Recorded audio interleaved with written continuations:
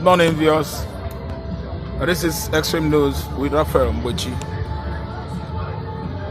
I'm going to discuss the incessant attack in Igbo land by Fulani herders, which began to look like another Fulani incursion to Islamize southeastern Nigeria.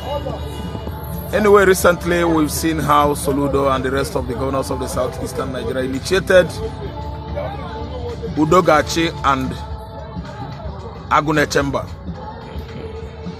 And we are seeing it yielding results when most of the kidnappers at the axis of Ihiala, Idemili, Newi, we are fished out by this security outfit.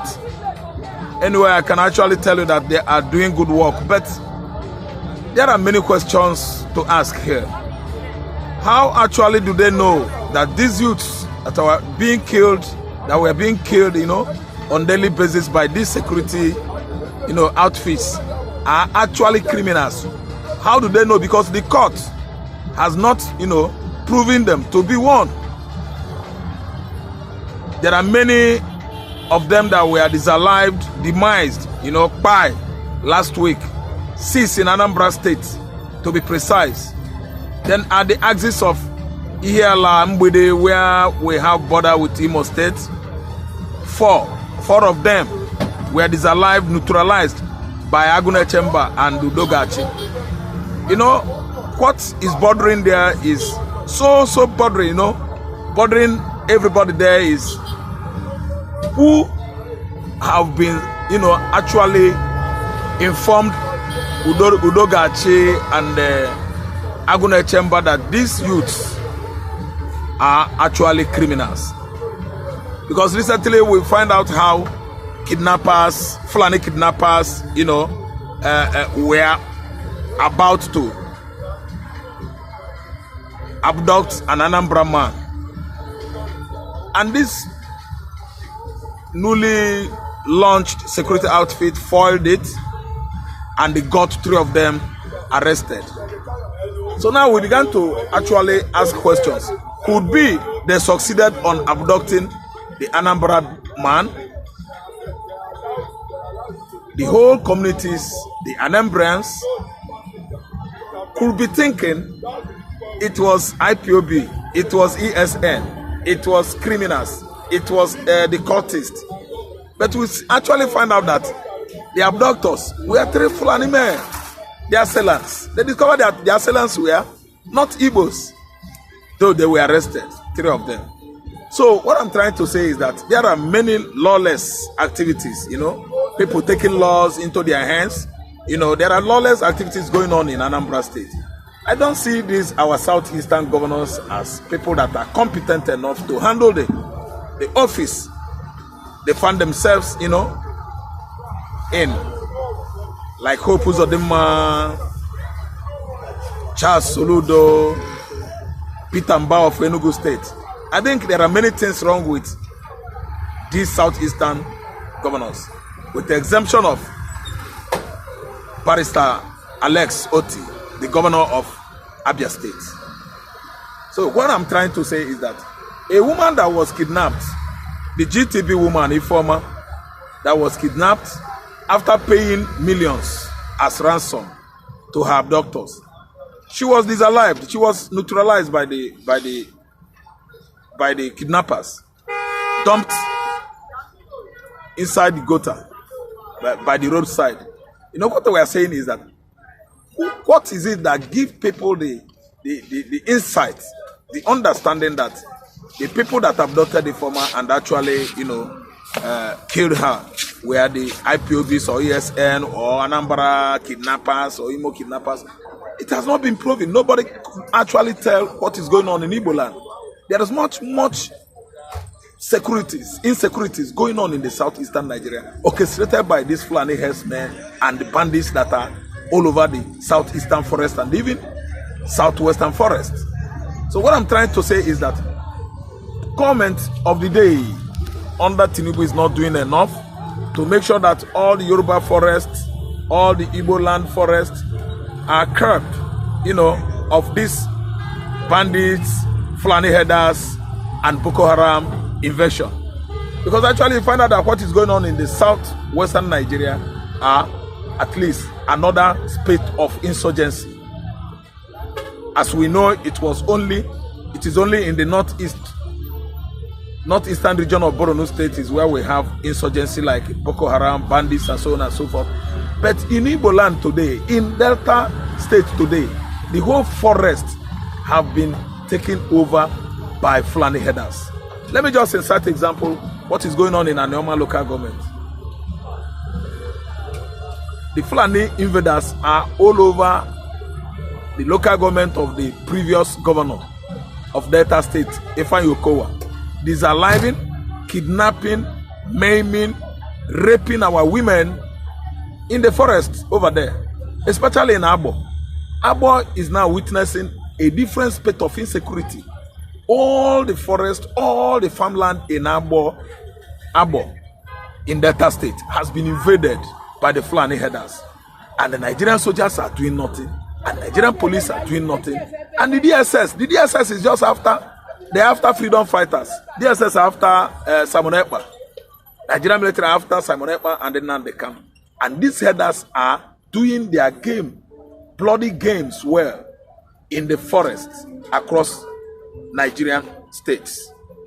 What is it that the CDS, that is the Chief of Defense Staff, Colonel Christopher Musa, is doing? What is he doing? Because I think this current incursion of the Fulani headers in the southeastern forest and the southwestern forest is what the military should be at least, working hard to actually take control of this critical time. Because they're all over Yoruba forest, they are all over mid-belt forest, they are all over south forest, maiming, killing. Look at the Igbo North, the axis of Enugu State. Fulani has been taking over everywhere, every forest, every farmland in Igbo North of Enugu State. Last week, they killed 9 Abakaleke, that's Ebonyi State indigenes. We are shot to death by Fulani headers after setting 5 to 6 buildings ablaze in Ebonyi State. So what are we actually doing in Nigeria? Why this Fulani dominance? Why is it that Fulani has actually dominated everywhere in Nigeria? Fulani has been dominating the north over the years. Fulani has been dominating the southeastern Nigeria over the years, as well as southwest. Everywhere in southwest, Fulani has taken over virtually everywhere in Ochun State, using their Yoruba Muslim brothers as a bait or stooge to invade that state. Why this Fulani dominance? Fulanis in Nigeria have successfully, invited all their brothers in the Sahel countries of West Africa to come and take over Nigeria, and that is what he's doing. And the political leaders are not doing anything because they have Fulanis as political, components. They are among the political components in Nigeria, and they form the majority politicians that manipulate Nigerian regions, palling with these Fulani politicians, sharing money with them, sharing office positions. Virtually every administration that comes and goes in Nigeria, Fulani politicians dominate all the federal agencies. They don't observe federal character, which Nigeria is known for before. You appoint Yoruba, you appoint Igbo, you appoint Yoruba, you appoint Isoko, you appoint Ibibio, you appoint Efik, you appoint everybody, you appoint Hausa, you appoint Kanuri. That is how we mix political appointments up before we mix up. Because Nigeria is a multinational country. Nigeria is not only Hausa, Nigeria is not only Igbo, Nigeria is not only Yoruba. Why this Fulani late our dominance in Nigerian political stage? Why? They dominate in the farmland, posing serious perility and danger for the farmers, which orchestrated on current food drought in Nigerian nation today.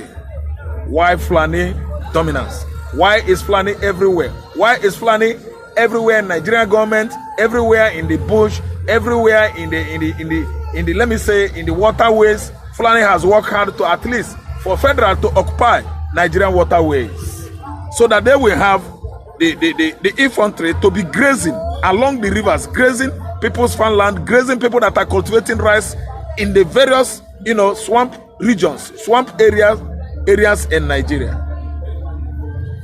Buhari worked hard to make sure that federal government of Nigeria occupy Nigerian waterways. Honestly, making it to look like political gambling, and actually he was succeeding until his tenure expired 2023. Why? Fulani dominance of the north, killing Hausa farmers, fighting their Hausa brothers. Hausa has now succeeded on creating militias that is confronting the Fulanis in the north. Fire for fire, money for money, arms for arms. That is what is going on in Zamfara and Katsina now, because I can assure you that Katsina state is 75% Hausas, is an Hausa state. But today, no Hausa man has been able to win election as a governor in Katsina state. Every governor that comes and goes in Katsina states are of Fulani extraction. Why? Why allow Fulani to dominate northern Nigeria politically, economically, and otherwise? Why, Hausa? My question is why?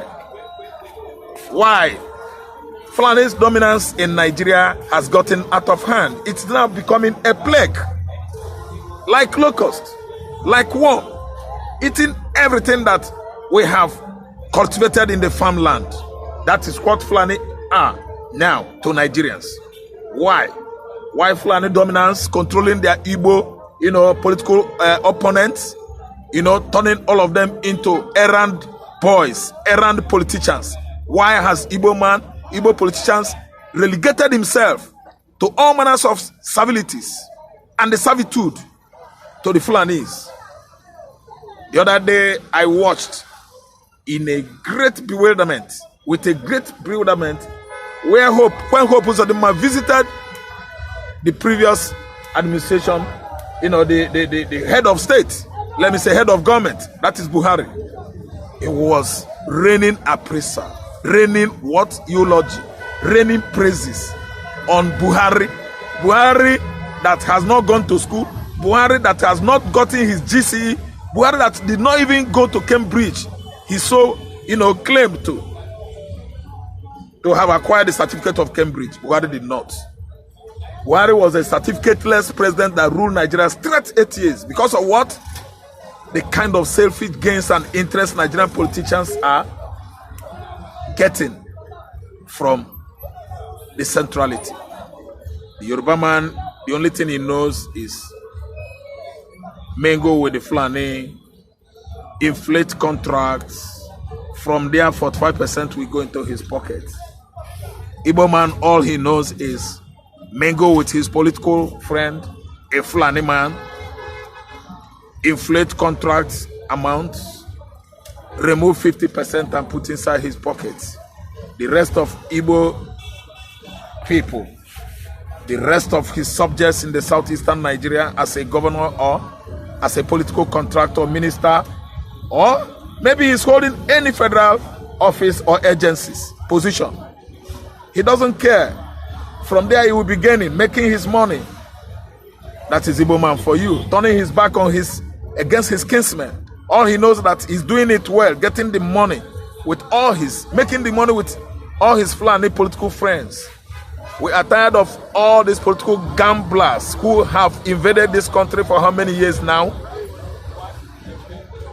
Milking our commonwealth, stealing our money into ABSA.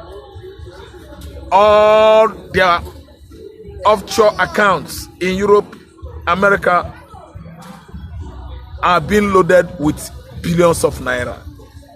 It begins to look like these people are incurable. And it's actually indicated that Nigerians don't want to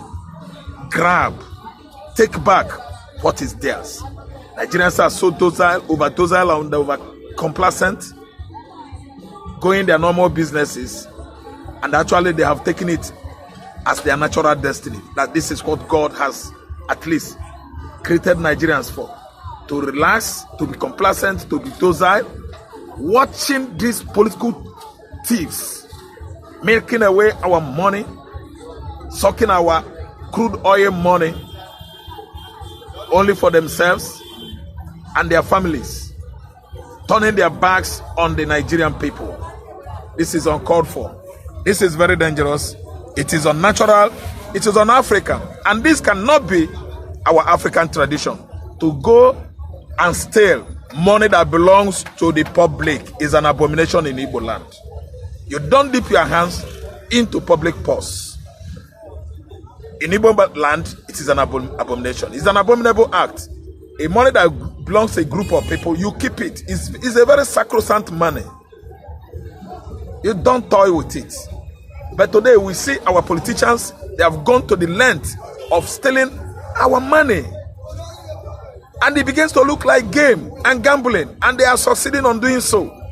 Any one of them that could do it better than the other, Nigerian people will be celebrating him, hailing him, giving him all manners of name. Maradona, champion, political champion. Jagaba, political guru, is a conundrum. He is a political juggernaut. He is a political elephant. Nigerians will be hailing him because he can at least, steal public funds without any fault, without traces, without findings.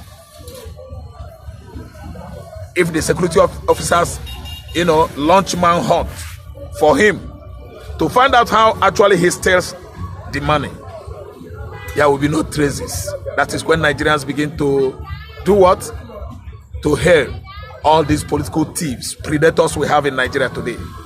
Fulani man has succeeded on destroying, decimating the entire country called Nigeria. Nigeria is structured in such a way that Fulani man, a dirty man that wandered from one place to another, rearing cattle to one place, from one place to another, is now first-class citizen in Nigeria. While the people that went to school, they work hard, they make their money, are being regarded as third-class citizen in Nigeria. A man that did not pass WAEC, a man that did not even sit for GCE, his WAEC attestation was 0. Because actually we find out from the WAEC office in Liberia, in Ghana, in Togo, in Benin Republic, in Sierra Leone, that Buhari's name was not gazetted in their computer. So Buhari did not sit for WAEC. Buhari just used ordinary, even passing Cs, as his certificate in 2015, successfully, as a result of hate among the ethnicities in the southern Nigeria. Buhari was allowed to contest election as an ex-general with the assistance of other retired generals in Nigeria. Jonathan was booted out of office through a palace coup. I tell you, it's really indeed a story. That was how Buhari come in to become Nigerian president. Straight 8 years. Because of the political interest Yoruba man is having during Buhari regime, because of political interest some of the politicians in Igbo land are having, they are gaining, because of political interest they have. That's why they allow a man that could not read, that could not even handle iPad or Android phone, let alone computer, too well, to become Nigerian president, the head of government, from 2015 to 2023. Straight 8 years. Because of selfish gains, because of selfish interest, because of selfishness that the Igbo man has and the Yoruba man has. That's why they actually allowed people that should be on the bottom table.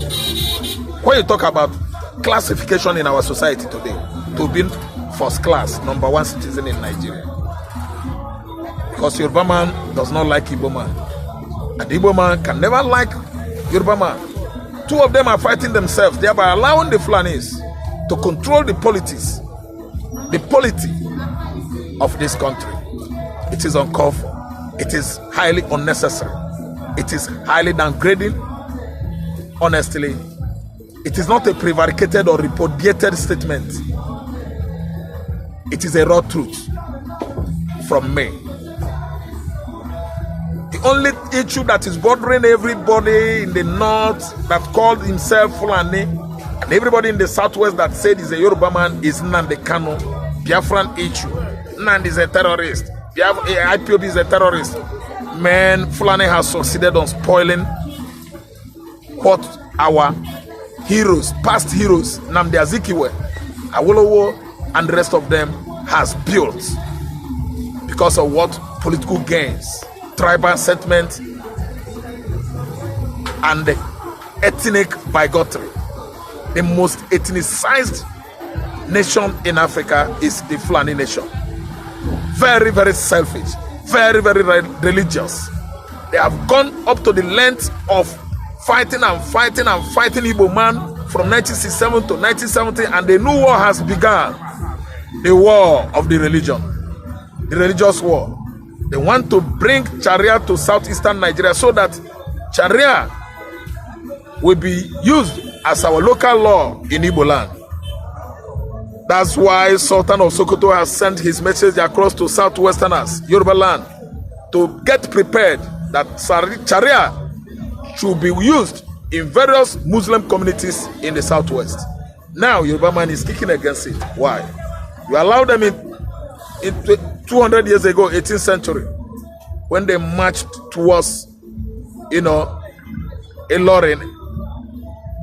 region of Kwara State, disalive Oba Fonja, and install Islam in Ller, Kwara State. And today, Ller is having Emir as Oba. Ller is not having Oba as their king again. The issue now is why? Why is Fulani man this selfish? Why is Fulani man this religious? Why is Fulani man this wicked? Why is Fulani man this divisive in a foreign land where you settle as a guest, a stranger?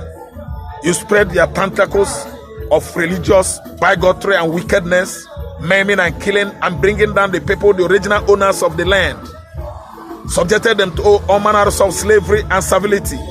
Today you have taken over the political terrain of that region, relegating the land owners to zero.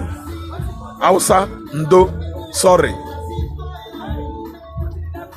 You just, as a result of docility and complacency, allow a stranger from Futajelo Island to take over your region. Ndo, I'm sorry for you. Then to Igbo land is because of our selfish politicians, Hope Uzodinma and his camps and his cronies, groups of politicians that have subjected Igbo man to all manners of slavery, relegating Igbo man down to zero, to be serving Fulani, Hausa Fulani in the north. Forgetting what actually transpired in 1967 to 1970, when Fulani, the Hausas, has actually come out to make sure that the race called Igbo, went into extinction. That was many years ago. And they began to build up again from 1970 till date. I mean, the Biafran Nigerian Civil War of the mind. The cloud is gathering for Nnamdi Kanu to be free. Kanu is not a terrorist. Kanu should be released. Willy-nilly. Whether Nigeria likes it or not, the release of Nnamdi Kanu is now pending, and it is going to be a good job that America will come to this part of the world and deliver to the Igbos. Kanu must be free. Igbo man should be free from Fulani tutelage. Thank you so much. Thank you for watching. Subscribe, like me, hit the notification bell.